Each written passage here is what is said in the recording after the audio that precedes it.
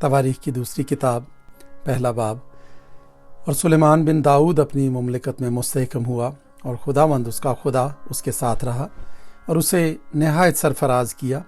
और सुलेमान ने सारे इसराइल यानी हज़ारों और सैकड़ों के सरदारों और काजियों और सब इसराइलियों के रईसों से जो आबाई ख़ानदानों के सरदार थे बातें की।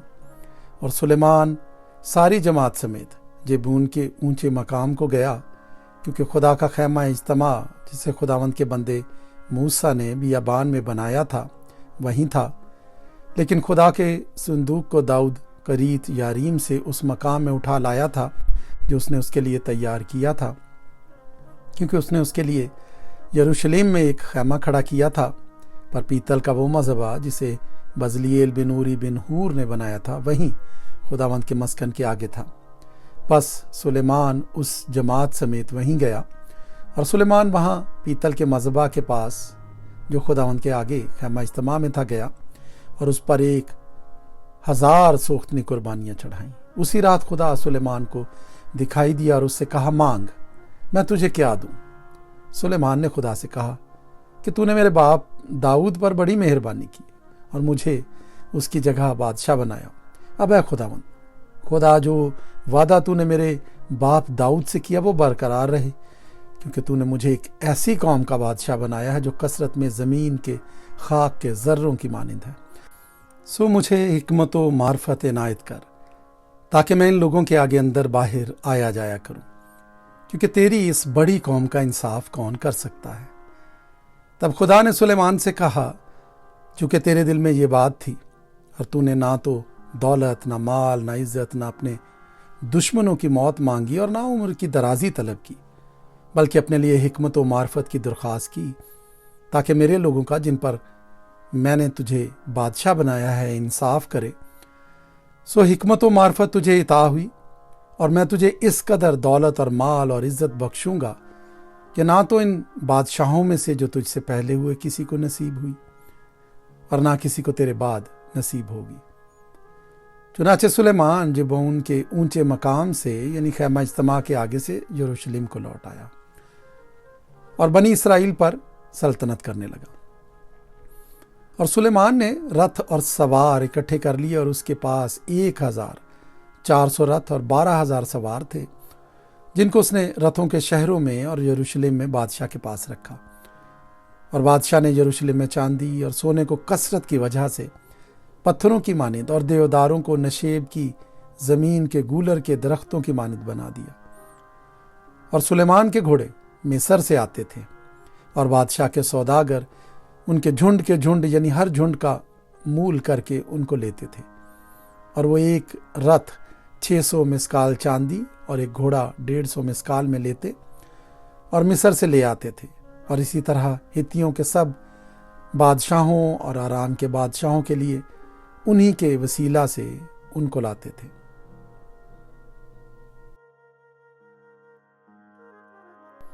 तवारीख की दूसरी किताब दूसरा बाब।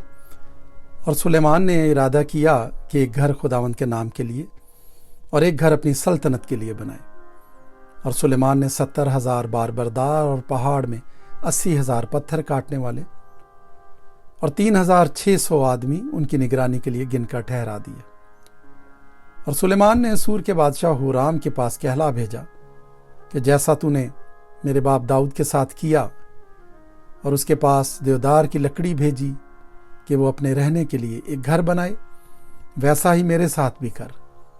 मैं खुदावंद अपने खुदा के नाम के लिए एक घर बनाने को हूँ कि उसके लिए मुक़द्दस करूँ और उसके आगे खुशबूदार मसाले का बखूर जलाऊं और वो सबतों और नए चांदों और खुदावंद हमारे खुदा की मुकर्ररा ईदों पर दायमी नज़र की रोटी और सुबह और शाम की सोख्तनी कुर्बानियों के लिए हो, क्योंकि ये अब तक इसराइल पर फ़र्ज़ है।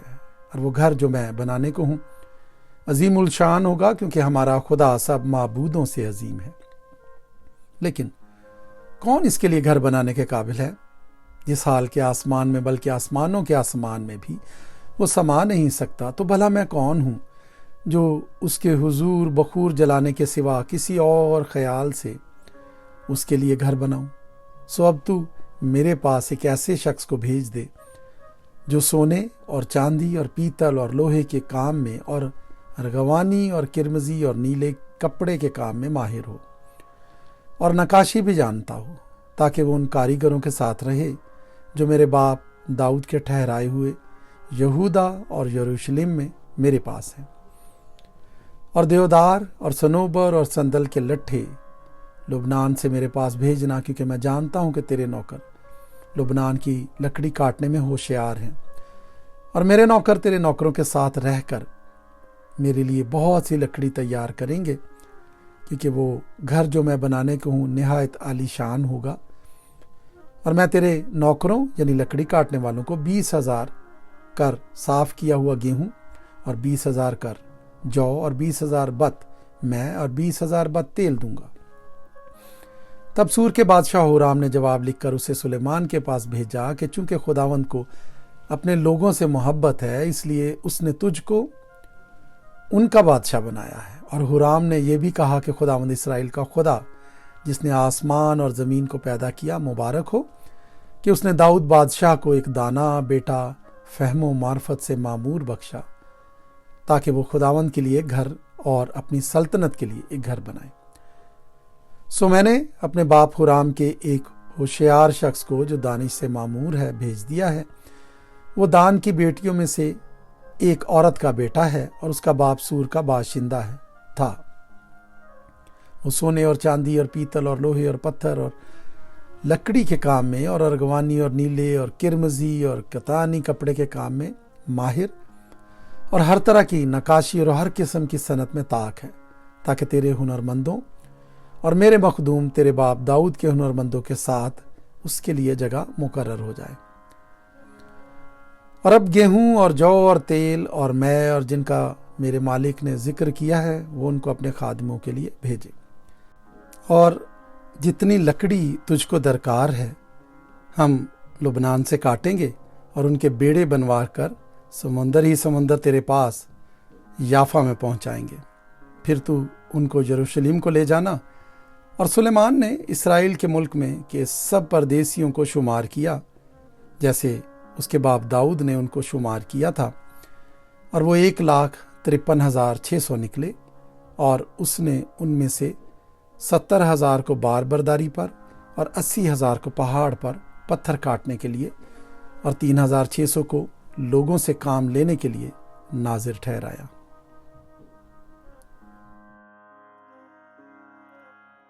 تواریخ کی دوسری کتاب 3 باب۔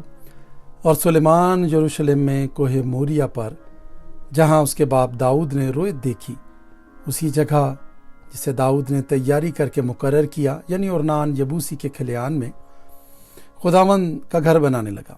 اور اس نے اپنی سلطنت کے 4 برس کے 2 مہینے کی 2 تاریخ کو بنانا شروع کیا۔ اور جو بنیاد سلیمان نے خدا کے گھر کی تعمیر کے لیے ڈالی وہ یہ ہے: اس کا طول ہاتھوں کے حساب سے پہلے ناپ کے موافق 60 ہاتھ اور عرض 20 ہاتھ تھا، اور گھر کے سامنے کے اسارے کی لمبائی گھر کی چوڑائی کے مطابق 20 ہاتھ اور اونچائی 120 ہاتھ تھی۔ اور اس نے اسے اندر سے خالص سونے سے مڑھا، اور اس نے بڑے گھر کی چھت صنوبر کے تختوں سے پٹوائی جن پر چوکھا سونا منڈھا تھا، اور اس کے اوپر کھجور کے درخت اور زنجیریں بنائی۔ اور خوبصورتی کے لیے اس نے اس گھر کو بیش قیمت جواہر سے آراستہ کیا، اور سونا پروائم کا سونا تھا۔ اور اس نے گھر کو یعنی اس کے شہتیروں، چوکھٹوں، دیواروں اور کواڑوں کو سونے سے مڑھا، اور دیواروں پر کروبیوں کی صورت کندہ کی۔ اور اس نے پاک ترین مکان بنایا جس کی لمبائی گھر کی چوڑائی کے مطابق 20 ہاتھ اور اس کی چوڑائی 20 ہاتھ تھی۔ اور اس نے اسے 600 کنتار چوکھے سونے سے مڑھا، اور کیلوں کا وزن 50 مسکال سونے کا تھا۔ اور اس نے اوپر کی کوٹھریاں بھی سونے سے مڑھیں۔ اور اس نے پاک ترین مکان میں 2 کروبیوں کو تراش کر بنایا، اور انہوں نے ان کو سونے سے مڑھا۔ اور کروبیوں کے بازو 20 ہاتھ لمبے تھے، ایک کروبی کا ایک بازو 5 ہاتھ کا گھر کی دیوار تک پہنچا ہوا، اور دوسرا بازو بھی 5 ہاتھ کا دوسرے کروبی کے بازو تک پہنچا ہوا تھا۔ اور دوسرے کروبی کا ایک بازو 5 ہاتھ کا گھر کی دیوار تک پہنچا ہوا اور دوسرا بازو بھی 5 ہاتھ کا دوسرے کروبی کے بازو سے ملا ہوا تھا۔ ان کروبیوں کے پر 20 ہاتھ تک پھیلے ہوئے تھے اور وہ اپنے پاؤں پر کھڑے تھے اور ان کے منہ اس گھر کی طرف تھے۔ اور اس نے پردہ آسمانی اور ارغوانی اور کرمزی کپڑے اور مہین کتان سے بنایا اور اس پر کروبیوں کو کڑھوایا۔ اور اس نے گھر کے سامنے 35 ہاتھ اونچے 2 ستون بنائے اور ہر ایک کے سرے پر 5 ہاتھ کا تاج تھا۔ اور اس نے الہام گاہ میں زنجیریں بنا کر ستونوں کے سروں پر لگائیں اور 100 انار بنا کر زنجیروں میں لگا دیے۔